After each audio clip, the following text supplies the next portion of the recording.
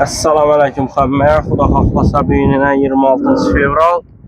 Yeten 27'sine soyladan malımız bu yine. 27'si günü soyladı. Malımız zor Messi malı yine. Görüşeceğiz mümkünə görüşelim. Zor çıkadan mal. Yeten xuda xahlasa soyamız şu malını. Gələ verəsizlər. Mala karanla boyunlarla. Malını zoru canavar. Zor malını. Göçünü məndə sezsə, həmdən kassafa gələ verəsiz.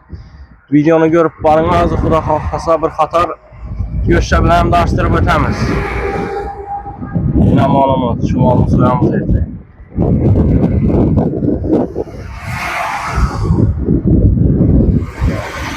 Duruşuna karanla malımı. Mənzilə gələn olsaq, bir yandan gəsəzlə, gözə tamam. Yanarıq yox, gözə qayıb. Telesentin doğrusu. Can tamam kola zavod. Canlı səbzəni göçdük olmadı yine. Paxtakar Qamburqlu yan başında. Göç dükanımız. Göçlərimizə bir yollama asırdı.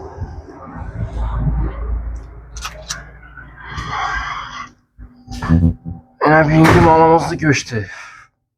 655 kilogram mal. Boyuna karanla yere de tuttu.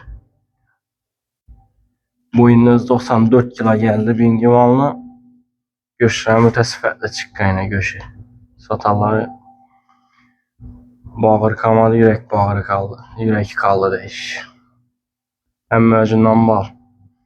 Canda yine korğa sünnikləri. Zor narxlarda kopmuz bulan. Narx kızık olsa komentariyada plus kaldırsanlar.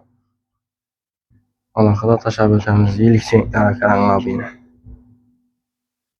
Duxop gələk, şorvalık həmməsindən bahseylə bala öyrəsə gəbinə.